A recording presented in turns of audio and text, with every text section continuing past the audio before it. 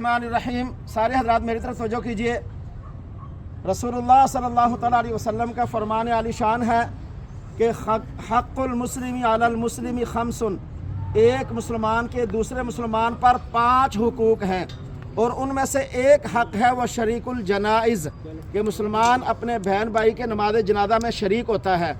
रसूलुल्लाह सल्लल्लाहु अलैहि वसल्लम ने फरमाया, जो मुसलमान अपने भाई की नमाज जनाजा में शरीक होगा उसे एक क़िरात सदका करने के बराबर अजर का सवाब मिलेगा, और जो कब्रिस्तान में जाकर दफनाएगा उसको 2 क़िरातों के बराबर सदका करने के बराबर अजर मिलेगा।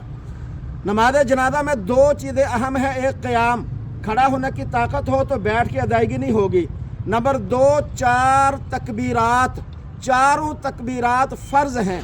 पहली तकबीर के बाद सना जो नमाज में आप पढ़ते हैं, और दूसरी तकबीर के बाद दुरूद शरीफ जो नमाज में पढ़ते हैं, दुरूद इब्राहिमी। तीसरी तकबीर के बाद दुआ है, और दुआएं नबी पाक सल्लल्लाहु अलैहि वसल्लम ने 1 से ज़ायद सिखलाई हैं, पढ़ी हैं, बतलाई हैं। एक तो वो दुआ जो आम मशहूर है, अल्लाहुम्मा अग़फ़िर ली हय्यिना व मय्यितिना। ये दुआ रसूलुल्लाह सल्लल्लाहु अलैहि वसल्लम की सिखलाई और बताई हुई दुआ है। दूसरी दुआ अल्लाहुम्मा अग़फ़िर लहू वरहमहू वआफ़िही वाफ़ु अन्हु। अगर लेडीज़ हों तो अल्लाहुम्मा अग़फ़िर लहा वरहमहा वआफ़िहा वाफ़ु अन्हा, ये दुआ। इसी तरह अल्लाहुम्मा ला तहरिमना अजरहु वला तफ्तिनना बअदहु। दुआएं लंबी हैं, ज़रा वक्त के तकाज़े में मुख्तसर बता रहा हूँ। और इसी तरह सूरह फातिहा भी दुआ के लिए पढ़ी जा सकती है।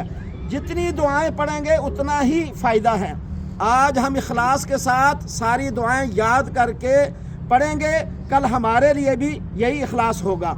चौथी तकबीर के बाद चाहे दोनों हाथ बांधे हुए दोनों तरफ सलाम फेर के छोड़ दें, या पहले दोनों हाथ छोड़ दें फिर दोनों तरफ सलाम फेरें, दोनों तरीके दुरुस्त हैं।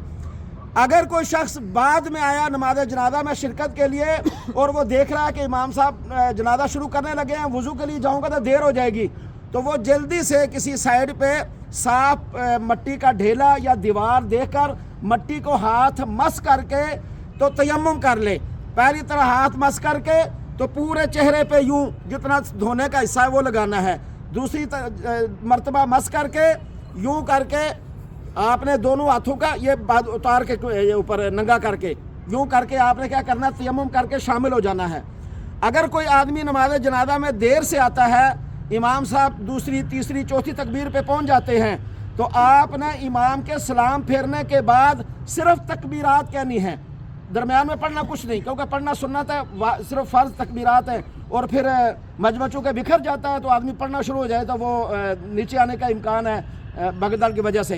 तो जितनी तकबीरात आपकी रहती होंगी, सिर्फ अल्लाहु अकबर अल्लाहु अकबर अल्लाहु अकबर तकबीरात पढ़ के तो आपने दोनों तरफ सलाम फेर देना है। यह है जनाजा का तरीका। अब इसमें एक बात और भी जहन में रखें कि रसूलुल्लाह सल्लल्लाहु अलैहि वसल्लम की सुन्नत मुतवारिसा वो है नमाज जनाजा सिर्रन, यानी आहिस्ता अदायगी।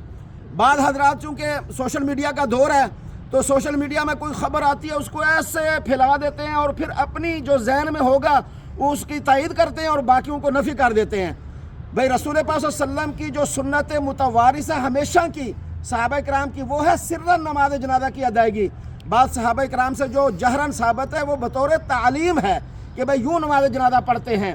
और अगर कोई जहरन भी पढ़ाता है ऊंची आवाज़ में जैसे हमारे मुल्क में है तो वो हमें उन पर कोई एतराज़ नहीं है, लेकिन सोशल मीडिया पे ये उनकी तस्वीर लगा के कहना भाई असल नमाज जनाजा तो यही है, बाकी तो बिल्कुल सारा कुछ नहीं है, हम अपना नमाज जनाजा यूँ पढ़ाएंगे बाकी। भाई असल सुन्नत की ताबेदारी है, नबी पाक सल्लल्लाहु अलैहि वसल्लम की सुन्नत की ताबेदारी, और सुन्नत की ताबेदारी ही चाहे आधे सेकंड में हो चाहे वो 10 घंटों में हो, सुन्नत की ताबेदारी असल है। तो इसलिए अगर कोई आहिस्ता आप मक्का मदीना आप गए होंगे, अल्लाह हम सबको ले जाए घरेलू घर वालों समेत, तो आप देखें कैसे वहाँ सिरन ही पढ़ाते हैं, मक्के में भी सिरन, मदीना में भी सिरन, यानी आहिस्ता आवाज़ से। तो आहिस्ता आवाज़ से ही असल सुन्नत है। कोई ऊंचा पढ़ाए, कोई हमें कोई उन पर एतराज़ नहीं, वो पढ़ा सकता है, लेकिन दूसरों की नफ़ी करना ये नामुनासिब बात है। इसी तरीके से माशाल्लाह ये भी मैयत के ऊपर कभी भी कुरान करीम लिखी हुई चादर ना डालें, ये बेअदबी है, कुरान की बेअदबी है। सादी चादर बिल्कुल, जो घर से सादी कोई भी कंबल डालें चादर डालें कोई भी। इसी तरह कब्र के ऊपर कुरानी आयात मत लिखे, अल्लाह के लिए बेअदबी है। قبروں کے اوپر لکھنا. اب پہلے تو کچی بنانی چاہیے, پکی بنا بھی لیں تو ان کے اوپر قرآن آیات نہ لکھیں, ان سے نہیں بخشش ہوگی. جو ہم سینے میں اللہ اور اس کے رسول کی, قرآن کی, اصحاب کی, اولیاء کی محبت لے کر گئے, یہی ہمارے کام آئے گی. جو زندگی ہم نے جیسے گزاری, تو ان چیزوں سے اپنے آپ کو محفوظ رکھیں. اور اس کے ساتھ ساتھ بھائیوں نے تو یہ کہا کہ بھائی جاتے ہوئے کھانا کھا کے جائیں, لیکن میں قرآن و سنت کی روشنی میں میری ذمہ داری ہے بتانا. دیکھیں جہاں فوتگی ہوتی ہے, رسول اللہ صلی اللہ علیہ وسلم نے 3 دن تک وہاں سوگ کا ترغیب دیا یا حکم دیا ہے. آپ نے فرمایا 3 دن تک اس گھر میں سوگ ہوگا. حضرت جعفر رضی اللہ تعالیٰ عنہ جب شہید ہوئے, آپ نے فرمایا دیکھو آل جعفر کے لیے کھانے کا بندوبست کرو, وہ پریشانی میں ہیں, وہ سوگ میں ہیں, وہ اس وقت یعنی دکھ کے عالم میں ہے, دکھ کی حالت میں ہیں. صحابہ کرام کہتے ہیں کہ ہم میت کے گھر کھانا نوحہ سمجھتے تھے, یعنی ان کے گھر نہیں کھاتے تھے. 3 دن تک میت کے گھر والوں کے لیے کھانے کا بندوبست, پڑوسیوں کا, رشتہ داروں کا حق ہے وہ ان کے لیے بندوبست کریں. میرے اور آپ کے لیے کھانے کا حق نہیں ہے. الضیافات فی السرور لا فی الشرر. جو کھانے یہ بھائی خوشیوں کے موقع میں ہوتے ہیں, غمی کے موقع پر کوئی کھانے نہیں ہوتے, وہاں تو دکھ اور تکلیف ہوتی ہے. آپ اور میں اگر خیال کریں گے تو گھر والے بیچارے پورے طور پر اپنے جانے والے کے لیے دکھ منا سکتے ہیں. جب ہم جا کر بیٹھ جائیں گے کہ پلیٹ آئے گی تو اٹھیں گے, آپ یقین جانے, اللہ گواہ ہے, ہمارے ایک نمازی پہلے ہی بتاتا رہتا ہوں کہ ہمیں سمجھ آ جائے. وہ کہنے لگا میں ایک جگہ گیا, وہاں میت ان کے کوئی تھا, تیسرا دن یا دوسرا دن جو بھی, تو اب وہ جن کی والدہ فوت ہوئی وہ رو رہے تھے میرے پاس. اچانک پیچھے سے آواز آئی, اور سالن دا ڈونگا لے آؤ. وہ رونا توڑنا اتھے ہی ختم.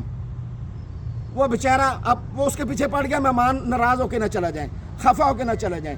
بھائیو ہم صرف کھانے کے لیے نہیں آئے دنیا میں. جس جگہ کھانے کا ہے خوشیاں وہاں رج کے کھائیں, جہاں غم ہے وہاں احتیاط کریں. جو کہتے ہیں میں کہہ دیتا ہوں ٹھیک ہے, وہ کہتے ہیں کھانا کھا کے جائیے گا, ہم اگر نہیں کھائیں گے تو ایک نہ ایک دن پھر وہ پکانا چھوڑ دیں گے. اسی طریقے سے میت کے ایصال ثواب کے لیے پکایا ہوا کھانا قرآن کریم پڑھ کر, ختم پڑھ کر, بالکل کھانا جائز اور درست ہے, اس میں کوئی حلال ہونے میں فرق نہیں پڑتا. لیکن وہ ایصال ثواب کا ہے. کس کا ہے؟ ایصال ثواب کے لیے کون سا کھانا ہوتا ہے؟ خیرات کا. کون سا؟ بھائی پجیروں پہ آنے والا تو احتیاط کرے نا, لینڈ کروزر پہ آنے والا اس کے لیے تو خیرات نہیں ہے, وہ تو غرباء کے لیے, مساکین کے لیے, یتامہ کے لیے ہے, ضرورت مندوں کے لیے ہے. تو اپنے مردوں کے لیے صدقہ جاریہ والے کام کریں, کنواں کھدوا دیں, موٹر لگوا دیں, پانی لگوا دیں. آج کل سردیاں بسترے لے کے دیں غرباء میں, ان کو گھر بنا کے دیں, چھت ڈال کر دیں. یہ چیزیں ان کے لیے ہمیشہ کے لیے کام آنے والی چیزیں ہیں. آگے مہمان وہ کریں بس شکر. تو ان چیزوں کا لحاظ رکھیں گے انشاءاللہ اللہ ہم سے راضی ہوگا. نبی پاک صلی اللہ علیہ وسلم کی سنت پر عمل ہوگا. کل صبح 10 بجے 64B کے اندر ان کے گھر میں اجتماعی دعا کا بندوبست ہے. سب حضرات سے شرکت کی درخواست ہے, اور ان کے جو خامد ہیں وہ یہاں کھڑے ہیں.